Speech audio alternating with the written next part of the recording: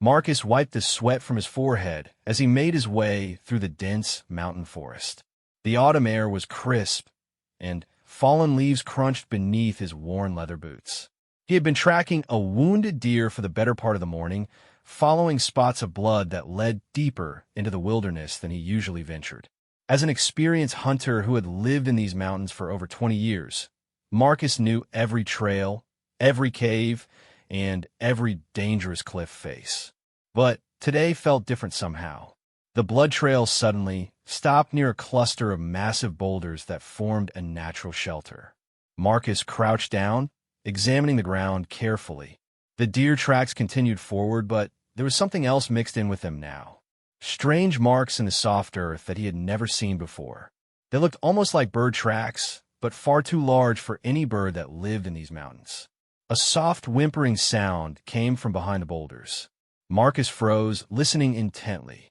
It was definitely an animal in distress, but the sound was unlike anything he had heard in all his years in the wilderness. It was musical almost, with a quality that reminded him of wind chimes in a gentle breeze. His hand instinctively moved to the hunting knife at his belt, but something about the sound made him hesitate. Whatever was making that noise was clearly suffering. Moving carefully around the rock formation, Marcus discovered a small cave entrance hidden behind thick vines. The whimpering was coming from inside. He pushed the vines aside and peered into the darkness. At first, he could see nothing but shadows. Then his eyes adjusted, and he saw something that made him question his own sanity.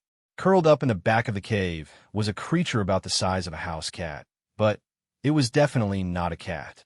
Its body was covered in scales that shimmered with deep emerald and gold colors, even in the dim light filtering through the cave entrance. It had 4 legs ending in tiny claws, a long neck, and a triangular head with large, intelligent eyes that reflected the light like gemstones. 2 small, translucent wings were folded against its back, and a thin tail with a spade-shaped tip curled around its body. Marcus blinked hard, certain that exhaustion was playing tricks on his mind. But when he opened his eyes, the creature was still there. A baby dragon, an actual, living dragon, no bigger than a kitten, lying injured in a mountain cave. The little dragon's left wing was twisted at an unnatural angle, and there was a gash along its side where scales had been torn away, revealing tender flesh underneath. Dark red blood, surprisingly similar to any other animal's blood, had dried around the wound. The creature's breathing was shallow and rapid, and its eyes held a pain that was achingly familiar to anyone who had ever seen a suffering animal. For several long minutes, Marcus simply stared. Dragons were supposed to be myths, stories told around campfires to frighten children or entertain travelers. Yet here was living proof that the old legends contained more truth than anyone had imagined. His practical mind tried to rationalize what he was seeing. Perhaps it was some kind of rare lizard or a bird with unusual coloring. But deep down, he knew exactly what he was looking at. The baby dragon noticed him and tried to scramble deeper into the cave, but its injured wing made movement difficult. It let out a small cry of pain and fear, a sound so heartbreaking that Marcus felt something twist in his chest. The creature's eyes, though alien, held an unmistakable intelligence and awareness that was almost human-like. "Easy now," Marcus whispered, surprised by the gentleness in his own voice. "I'm not going to hurt you." The dragon stopped struggling, but remained pressed against the back wall of the cave, its whole body trembling. Marcus could see that fear and pain were warring in the creature's expression. It wanted to flee, but its injuries made escape impossible. Marcus slowly backed away from the cave entrance, giving the frightened creature some space. He sat down on a fallen log about 10 feet away and tried to process what was happening. In all his years of hunting and living in the wilderness, he had encountered bears, mountain lions, wolves, and every other kind of dangerous animal these mountains had to offer. He had always known exactly how to react, what to do, how to stay safe. But nothing had prepared him for finding an injured dragon. The logical part of his mind told him to leave immediately. Dragons, even in the old stories, were dangerous creatures. Fire-breathing monsters that could destroy entire villages. But as he listened to the small, pained sounds coming from the cave, all he could think about was how young and helpless the creature seemed. It was clearly just a baby, probably not even old enough to breathe fire, assuming dragons actually could do such things. Marcus thought about his own childhood, growing up on a farm before he moved to the mountains. His family had always taken in injured animals. Wounded birds with broken wings, deer caught in fences, even a bear cub once whose mother had been killed by poachers. His father had taught him that all living creatures deserve compassion, regardless of how strange or frightening they might appear. What would Dad do? Marcus muttered to himself, knowing the answer even as he asked the question. He stood up and slowly approached the cave again. The dragon tensed as he came closer, but this time it didn't try to retreat further. Perhaps it was too weak, or perhaps it sensed that he meant no harm. "I know you're scared," Marcus said softly, keeping his voice low and calm the way he would when approaching any frightened animal. "I'm scared too, if I'm being honest. I've never seen anything like you before. But I can see that you're hurt, and I can't just leave you here like this." The dragon watched him with those incredible eyes, tilting its head slightly as if trying to understand his words. Marcus was struck by how expressive the creature's face was. It was definitely afraid, but there was something else there too. Hope, maybe, or at least curiosity. Marcus carefully removed his backpack and set it on the ground outside the cave. Moving slowly so as not to startle the dragon, he pulled out a water bottle and a small first aid kit.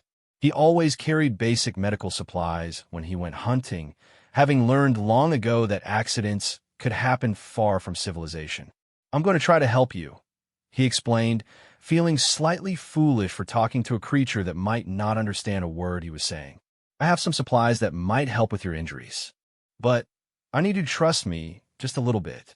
The dragon continued to watch him, its head moving slightly to track his movements. When Marcus held up a small bottle of antiseptic, the creature's nostrils flared slightly, and it made a soft chirping sound. It was almost as if it was responding to his explanation. Marcus sat at the very edge of the cave entrance, close enough to reach the dragon if it would let him, but not so close as to make it feel trapped. He opened the first aid kit and laid out the supplies where the dragon could see them. Bandages, antiseptic, some pain medication that was safe for animals, and a small bottle of honey that he carried as an energy boost during long hunts. "See," he said, showing each item to the dragon. "These would help animals that are hurt. I use them all the time. They don't hurt, I promise." The dragon's eyes moved from Marcus to the medical supplies and back again. Slowly, very slowly, it extended its neck slightly, bringing its nose closer to the items. It sniffed delicately at the air, and Marcus could see its nostrils moving as it processed the scents. After what felt like an eternity, the dragon made a decision. It slowly, painfully, began to crawl toward the cave entrance. Each movement was clearly agony, and Marcus had to fight the urge to reach out and help. He knew that any sudden movement might frighten the creature back into hiding. When the dragon was finally close enough to touch, it stopped and looked directly into Marcus's eyes. The intelligence he saw there was unmistakable. This was not just an animal acting on instinct. This was a thinking, feeling being making a conscious choice to trust him. "Thank you," Marcus whispered, and he meant it with every fiber of his being. Very gently, moving as slowly as he could manage, Marcus reached out toward the dragon's injured wing. The creature flinched slightly, but didn't pull away. Marcus's fingers made contact with the scales near the injury, and he was surprised by how warm they felt. The scales were smooth and surprisingly soft, not hard like he had expected. The wing was definitely broken. Marcus had seen enough injured birds to recognize the signs. The bone structure was delicate, almost like a bat's wing, but with a framework that seemed stronger and more complex. The membrane between the wing struts was translucent and iridescent, catching the light in beautiful patterns even as it hung at the wrong angle. "This is going to hurt," Marcus said apologetically. "But I need to clean the wound first, and then I'll try to set the wing so it can heal properly." Working with infinite care, Marcus used clean water to gently wash the blood and dirt away from the gash on the dragon's side. The creature trembled throughout the process, occasionally making small sounds of discomfort, but it didn't try to bite or claw him. If anything, it seemed to understand that he was trying to help. The wound was deep but clean, likely caused by a sharp branch or rock during whatever accident had injured the dragon. Marcus carefully applied antiseptic, warning the dragon each time before he did something that might sting. The creature's eyes watered, but it held perfectly still. The wing was more challenging. Marcus had helped his veterinarian friends set broken bones in wild animals before, but never anything quite like this. The dragon's wing structure was unlike anything in his experience. After careful examination, he determined that the break was in the equivalent of the forearm bone, a clean fracture that should heal well if properly immobilized. Using gauze and small splints made from straight twigs, Marcus carefully set the wing in a natural folded position against the dragon's body. The creature whimpered during the process, and Marcus found himself making soothing sounds, the same ones he had heard his mother use when comforting injured animals on the family farm. "Almost done," he promised. "You're being so brave." When a makeshift bandage was complete, Marcus sat back to admire his work. It wasn't perfect, but it should allow the wing to heal properly. The dragon looked down at its bandaged wing with curiosity, gently testing the limits of movement Marcus had allowed. "You need to keep that still for a few weeks," Marcus told it. "I know it feels strange, but it will help the bone grow back together correctly." The dragon looked up at him and made a soft, trilling sound that somehow conveyed gratitude. The intelligence in its eyes was even more apparent now, and Marcus was certain that the creature understood far more than it could communicate. As the sun began to sink lower in the sky, Marcus realized he had a new problem. He couldn't just leave an injured baby dragon alone in a cave. It was too vulnerable, too young to fend for itself, even when healthy. But he also couldn't exactly take it home with him. His small cabin was isolated, but not isolated enough that a dragon could remain secret forever. The dragon seemed to sense his dilemma. It looked from Marcus to the cave entrance, and back again, its expression almost questioning. Then it did something that amazed Marcus even more than everything that had come before. It slowly crawled closer to him and gently rested its small head against his hand. The gesture was so trusting, so clearly affectionate, that Marcus felt his throat tighten with unexpected emotion. This magical creature, this being that shouldn't exist according to everything he thought he knew about the world, was placing its complete trust in him. "All right," Marcus said, his voice rough with feeling. "I guess you're coming home with me. But we're going to have to be very careful. There are people who wouldn't understand, people who might want to hurt you or capture you. Can you promise to stay hidden?" The dragon looked up at him and made a soft sound that Marcus chose to interpret as agreement. Carefully, he constructed a makeshift carrier from his backpack, lining it with his spare shirt to make it comfortable. The dragon allowed itself to be gently placed inside, curling up in a way that protected its injured wing. As Marcus began the long hike back to his cabin, he couldn't help but wonder what he was getting himself into. He was a simple hunter, a man who lived alone in the mountains because he preferred the company of trees and wildlife to the complicated world of human society. Now he was apparently the guardian of what might be the last dragon in the world. The weight of that responsibility was staggering, but as he felt the small, warm presence in his backpack, occasionally hearing a soft trill or feeling a tiny movement, Marcus knew he had made the only choice he could live with. Whatever challenges lay ahead, he would face them. This little dragon had chosen to trust him, and he would do everything in his power to prove worthy of that trust. The forest around him seemed different now, full of possibilities he had never imagined. If dragons were real, what other wonders might be hidden in the wild places of the world. What other magic might be waiting for those brave enough, or foolish enough, to believe in it? As darkness fell, and the first stars appeared overhead, Marcus quickened his pace toward home, carrying his impossible cargo, and trying to prepare himself for a life that had just become far more complicated and wonderful than he had ever dreamed possible. 3 weeks had passed since Marcus brought the injured dragon home to his mountain cabin. What he had expected to be a temporary arrangement while the creature healed had evolved into something far more complex and meaningful than he could have imagined. The little dragon, whom he had started calling Ember because of the way its scales caught the firelight, had become a constant companion and an endless source of wonder. The cabin that had once felt spacious for a solitary hunter now seemed to burst with new life. Ember had claimed a spot near the stone fireplace as her favorite resting place, where she could bask in the warmth while keeping watch over Marcus's daily activities. Her wing was healing remarkably well, though she still wore the modified bandages that Marcus changed carefully every few days. The gash on her side had closed completely, leaving only a faint line where the scales had grown back slightly lighter than the rest. Marcus had learned that caring for a dragon was nothing like caring for any ordinary animal. Ember's intelligence was remarkable, almost human-like in its complexity. She seemed to understand not just the meaning of his words, but the emotions behind them. When he spoke to her in gentle tones, she would trill softly in response.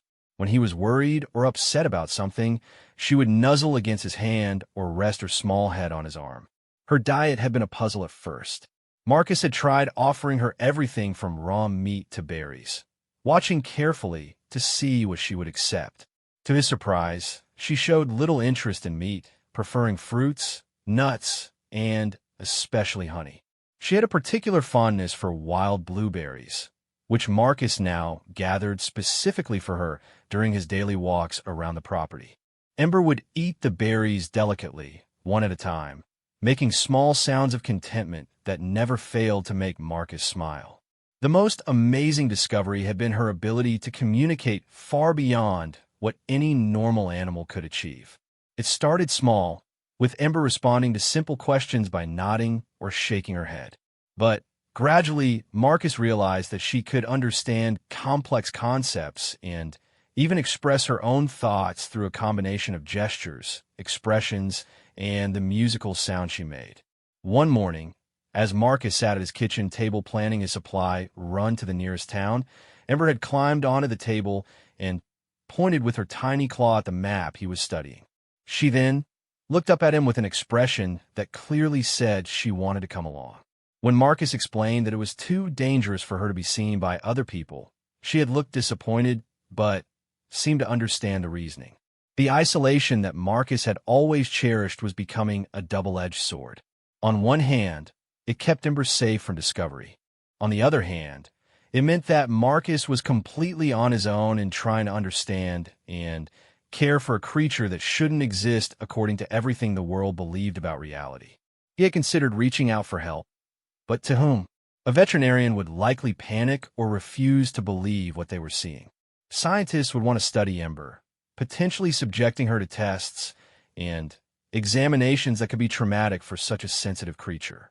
Government officials might want to capture her, treating her as a specimen rather than the intelligent being Marcus knew her to be. So Marcus continued to learn through observation and trial and error. He discovered that Ember was most active during the early morning and late afternoon, often napping in sunny spots during the middle of the day like a cat.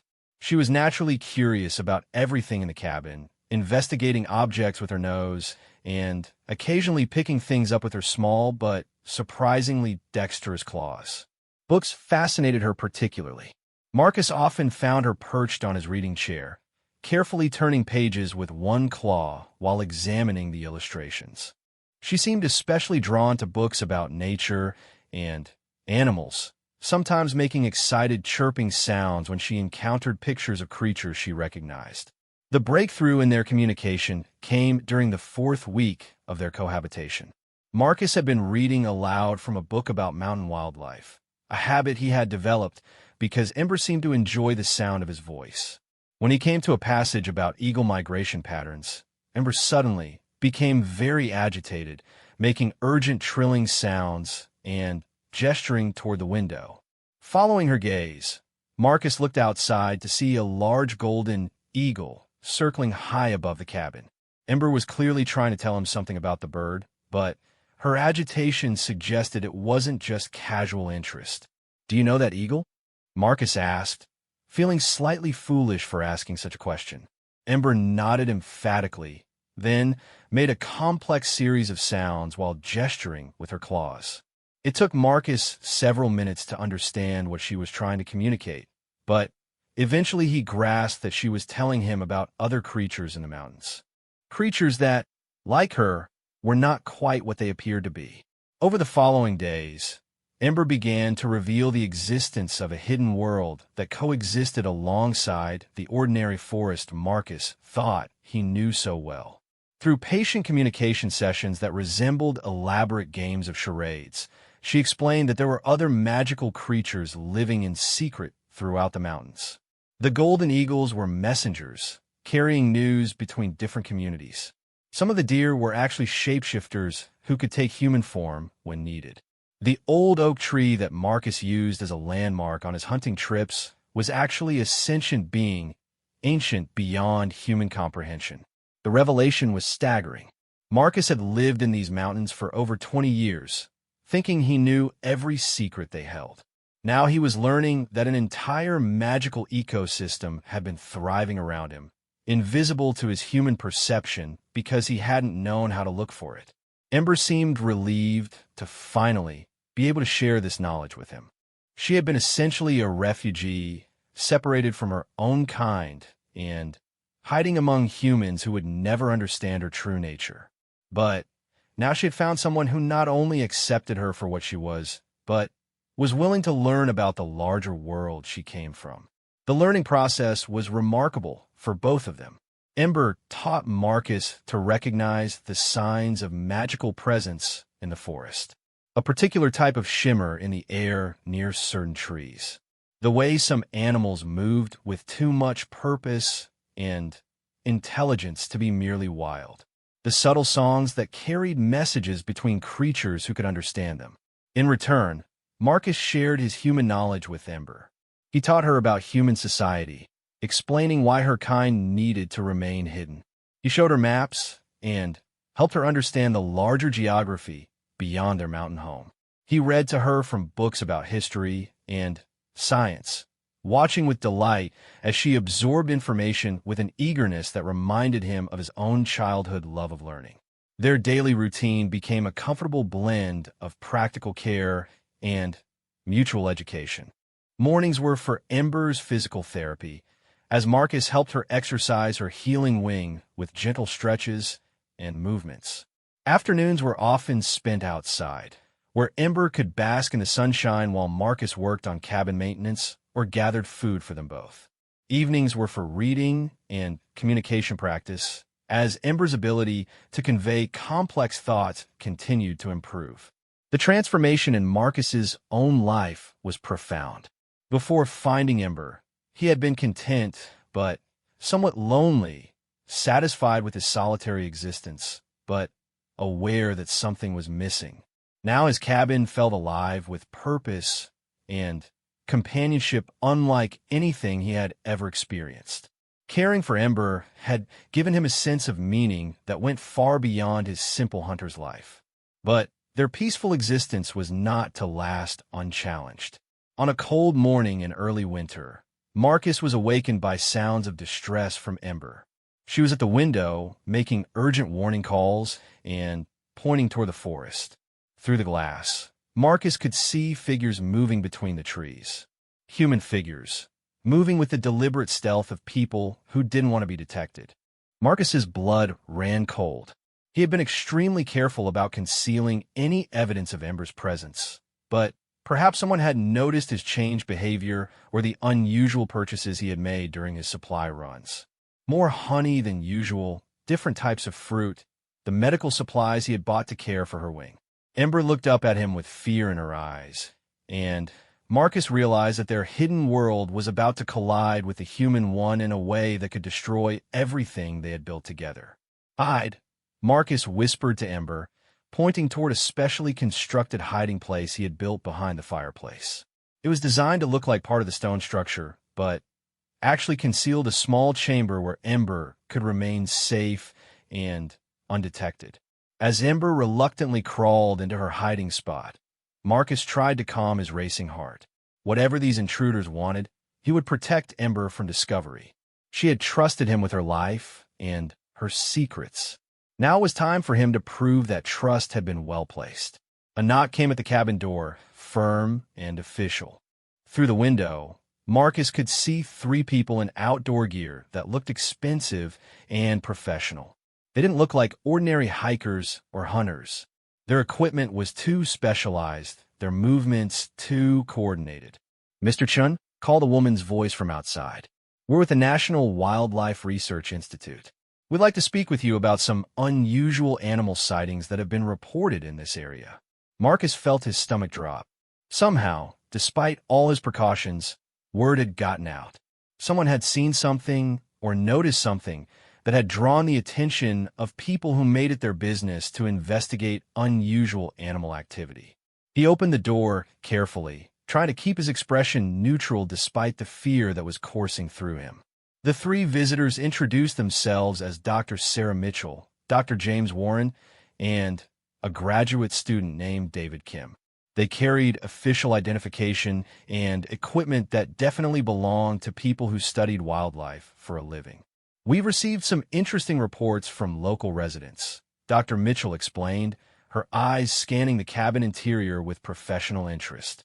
"Unusual vocalizations in the forest, strange tracks near water sources, animals behaving in ways that don't match typical patterns for this region. You've lived here longer than anyone else, so we were hoping you might have some insights." Marcus chose his words carefully. "I see a lot of wildlife out here, but I can't say I've noticed anything particularly unusual recently." "What kind of reports are we talking about?" Dr. Warren stepped forward, pulling out a tablet device and showing Marcus several photographs. "These tracks were photographed about 2 miles from here. We've never seen anything quite like them before."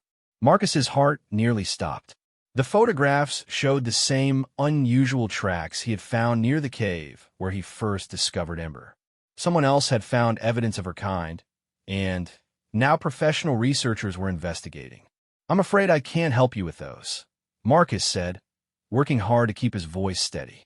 "They don't look like anything I've seen around here." But even as he spoke, Marcus could see that Dr. Mitchell was watching him with sharp, intelligent eyes. She was clearly someone who made her living by reading people and situations, and Marcus had the uncomfortable feeling that she wasn't entirely buying his claims of ignorance. The conversation continued for another 20 minutes, with the researchers asking increasingly specific questions about Marcus's observations and experiences in the mountains. They were polite but persistent, and Marcus found himself walking a tightrope between appearing cooperative and avoiding saying anything that might lead them closer to Ember. Finally, after what felt like hours, the researchers prepared to leave. But Dr. Mitchell lingered at the door, studying Marcus with an expression that made him deeply uncomfortable. "Mr. Chun," she said quietly, "if you ever do see anything unusual out here, anything at all, I hope you'll contact us." Sometimes people are hesitant to report strange sightings because they're afraid of being ridiculed or not believed. But I assure you, we take all reports seriously, and we're very good at protecting both the animals we study and the people who help us. There was something in her tone that suggested she suspected more than she was letting on. Marcus nodded politely and closed the door behind them, then waited at the window until he was sure all 3 researchers had disappeared into the forest. Only then did he release Ember from her hiding place. She emerged looking shaken and immediately climbed onto his shoulder, nuzzling against his neck in a way that conveyed both gratitude and continued fear. "They're gone," Marcus assured her, stroking her scales gently. "But I think we need to be even more careful now. Someone knows there's something unusual in these mountains, and they're not going to give up easily. Ember made a soft, worried sound and pointed toward the window. Marcus understood that she was asking about the other magical creatures she had told him about. Were they in danger too? It was a question that Marcus couldn't answer, but it added a new layer of urgency to their situation. Protecting Ember was no longer just about keeping one small dragon safe. It was about preserving an entire hidden world that existed alongside the human one, a world full of wonder and magic that would be destroyed if it fell into the wrong hands. As evening fell, and Marcus prepared their simple dinner, he found himself facing decisions that would determine not just his own future, but the future of every magical creature living in these mountains. The peaceful life he and Ember had built together was about to become much more complicated and dangerous. But looking at the small dragon who had become so much more than just a rescued animal, Marcus knew he would face whatever challenges came next. Some things were worth protecting, no matter what the cost. The days following the researchers' visit were filled with tension and careful preparation. Marcus knew that Dr. Mitchell and her team would return, probably with more equipment and more questions. Their brief conversation at his cabin door had convinced him that they suspected far more than they had revealed. The way Dr. Mitchell had looked at him suggested she was someone who made her living by uncovering hidden truths, and she clearly sensed that Marcus was hiding something significant. Ember had recovered fully from her wing injury, though she still preferred to keep the wing folded close to her body when nervous or frightened. The visit from the wildlife researchers had clearly shaken her more than Marcus had initially realized. She spent more time in her hiding spot behind the fireplace, emerging only when she was certain they were completely alone. Her appetite decreased, and she became startled by every unusual sound from the forest. Understanding that their current situation was unsustainable, Marcus began making plans for a more permanent solution. Through their ongoing communication sessions, Ember had revealed more about the hidden community of magical creatures living throughout the mountains. There was apparently a gathering place, a hidden valley deeper in the wilderness where dragons and other magical beings could live openly without fear of human discovery. The problem was getting there safely. The valley was nearly 30 miles away through some of the most challenging terrain in the mountains. For a human, it would be a difficult but manageable hike. For a small dragon who had spent weeks recovering from injuries, it would be a dangerous journey that could take several days to complete safely. But Marcus was beginning to understand that they had few alternatives. The researchers would return, and when they did, they would be better prepared and more determined to uncover the truth. Staying at the cabin was no longer safe for Ember, and by extension, it was becoming dangerous for the entire hidden community she had described. The plan they developed was complex and would require perfect timing. Marcus would take Ember to the hidden valley, but they would travel primarily at night to avoid detection. During the day, they would rest in caves and sheltered spots that Ember identified as safe havens used by other magical creatures. The journey would test both of their limits, but it seemed to be the only way to ensure Ember's long-term safety. 3 nights before they planned to begin their journey, everything changed. Marcus was awakened near midnight by urgent sounds from Ember. She was at the window again, but this time her calls were different. Not the warning cries he had heard when the researchers approached, but excited, joyful sounds that he had never heard her make before. Looking out into the moonlit forest, Marcus saw something that took his breath away. 3 shapes were moving through the trees toward the cabin, but these were not human figures. They moved with a fluid grace that was clearly not terrestrial, and even in the dim moonlight, Marcus could see the distinctive silhouette of wings and long necks. Dragons. Adult dragons, larger than Ember, but still smaller than the massive creatures of legend and mythology. They were approaching the cabin directly, making no attempt at concealment. Ember was beside herself with excitement, making happy chirping sounds and gesturing frantically toward the door.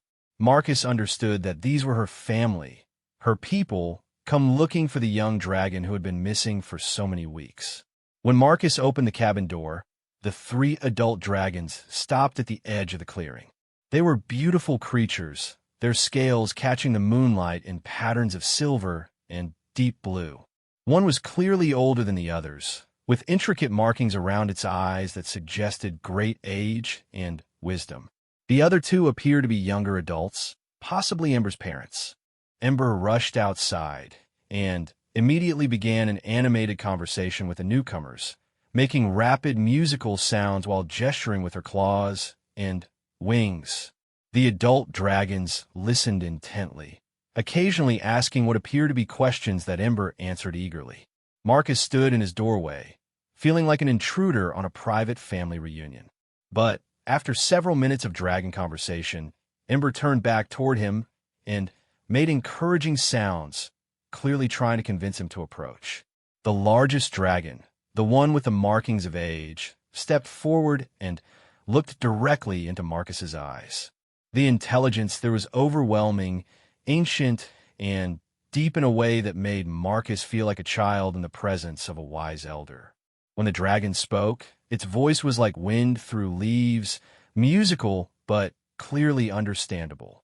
"Human friend of the lost child," the dragon said, its words carrying an accent that suggested English was not its native language, but one it had learned for occasions like this.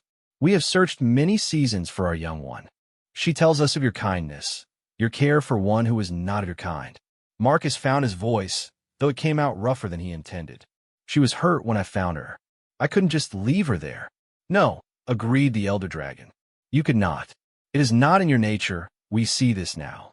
Our child speaks of you as family, as protector and teacher. This is a great gift you have given, but also a great burden to carry alone." The 2 younger dragons stepped closer, and Marcus could see the family resemblance in their features and coloring. They were unmistakably Ember's parents, and their gratitude was evident in every gesture and expression. "We have come to take our child home," Ember's mother said, her voice higher and more musical than the elders. "But she tells us of danger here, of humans who search for what should remain hidden. Is this truth?" Marcus nodded grimly. "Researchers came here a few days ago. They found evidence that something unusual is living in these mountains. They'll be back with more people and more equipment. It's not safe anymore." The elder dragon's expression grew serious. "This is as we feared. The hiding places grow fewer as humans spread into all corners of the wild. We must consider moving our entire community to deeper secret places." "There's something else," Marcus said, glancing at Ember, who nodded encouragingly. "Ember has told me about other magical creatures living in these mountains. If these researchers find proof that one magical species exists here, they'll keep looking until they find everything. Your whole hidden world could be at risk." The 3 adult dragons exchanged looks that clearly conveyed complex thoughts and concerns. Finally, the elder spoke again. "You speak wisdom, human friend. This threat touches all who dwell in shadow and secret. But you yourself are now part of this danger. If these seekers of truth question you again, if they search your dwelling or watch your movements, what will become of you?" It was a question Marcus had been trying not to think about too deeply.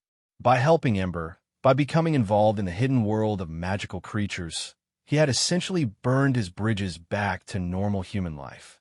Even if the researchers never found concrete proof of what they were looking for, his association with the investigation would always mark him as suspicious in their eyes. "I'll figure something out," Marcus said, though he wasn't entirely sure what that something might be. Ember suddenly made urgent sounds and pointed toward the forest. All 4 dragons immediately became alert, their heads turning toward the trees in unified response to something Marcus couldn't detect. The elder dragon's expression became grave. "They come now," it said quietly. "The seekers approach with lights and strange tools. We must leave quickly." Marcus could now hear what the dragon's superior senses had detected minutes earlier. The sound of vehicles moving slowly along the mountain road that led to his cabin.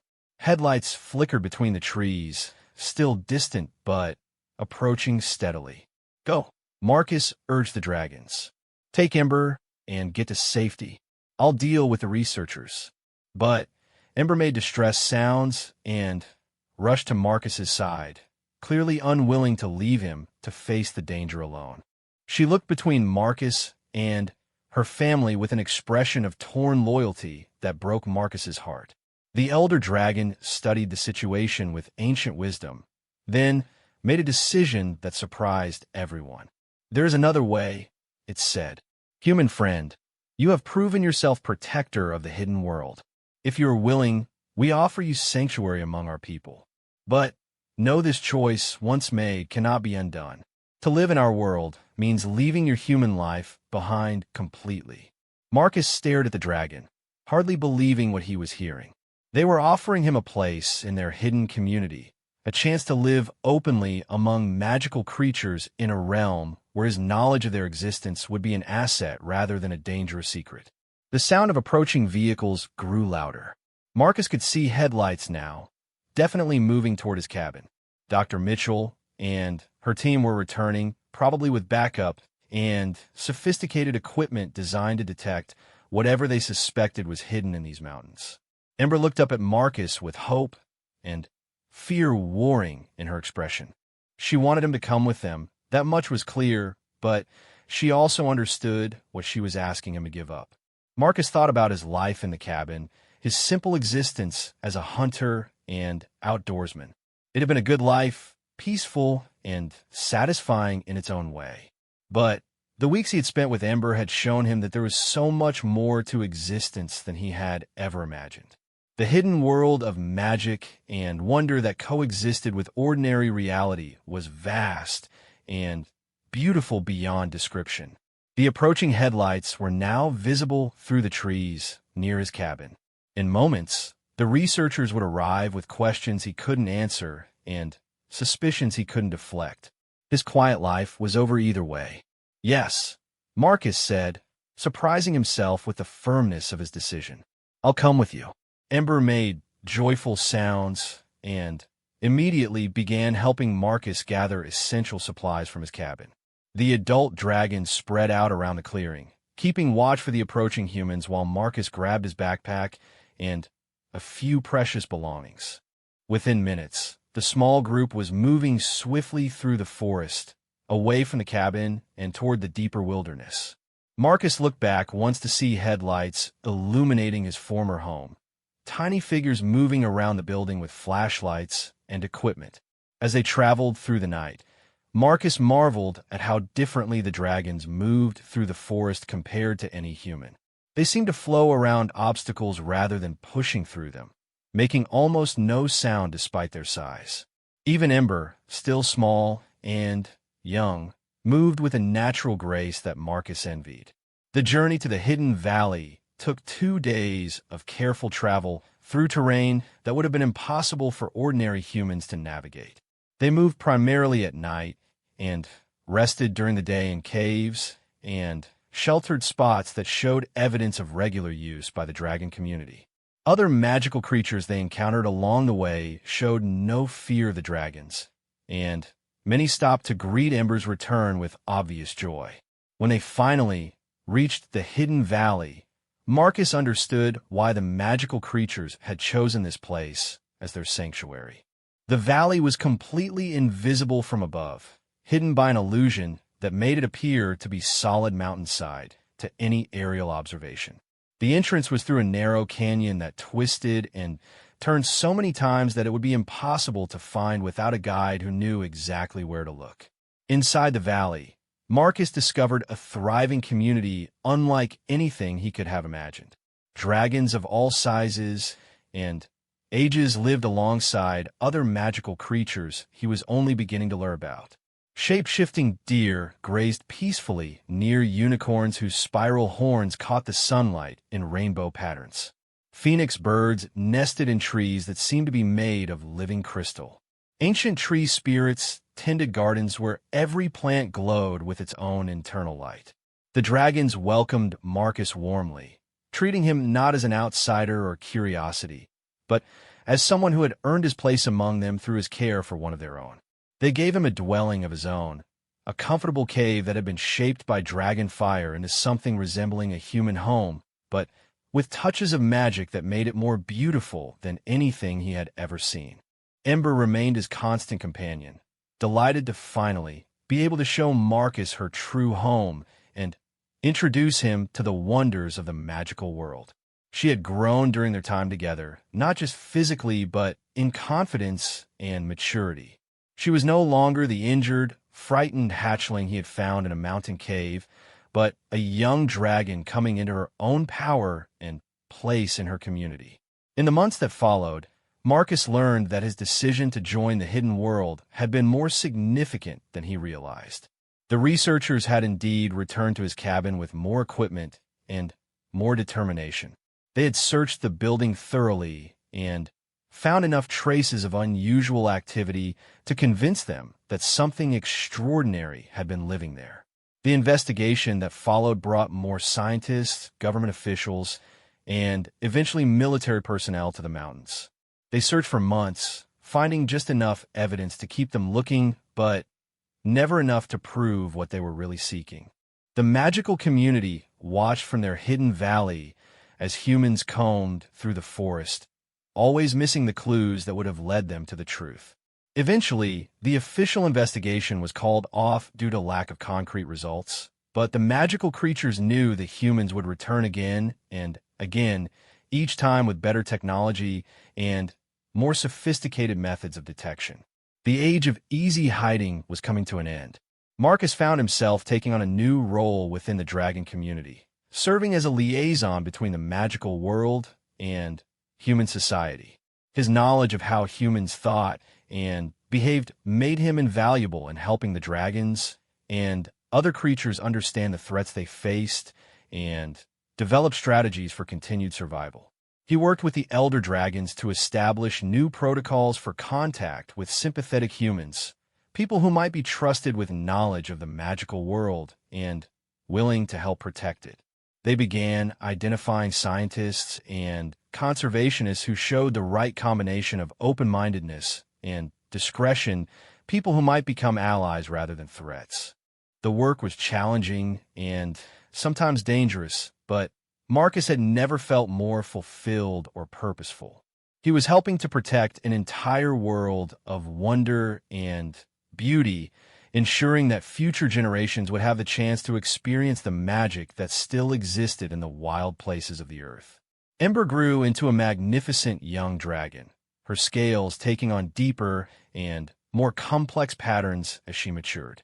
She often accompanied Marcus on his missions to the human world, serving as both translator and advisor. Their bond, forged in that mountain cave during her time of greatest vulnerability, remained as strong as ever. Years passed, and Marcus aged from a middle-aged hunter into an elder himself, though the magical environment of the valley seemed to slow the aging process considerably.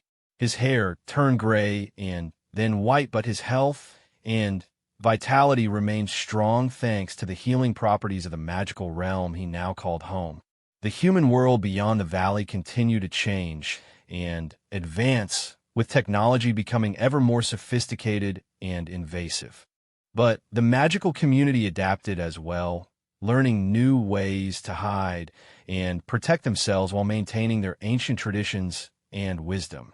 Sometimes, late at night, when he sat by the fire in his crystal cave home, Marcus would think about the simple hunter he used to be, the man who had known nothing of dragons or magic or hidden worlds.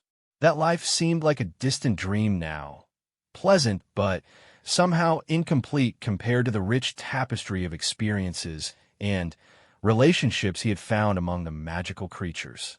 Ember would often join him during these quiet moments, now large enough that her head rested comfortably on his lap as she dozed by the fire.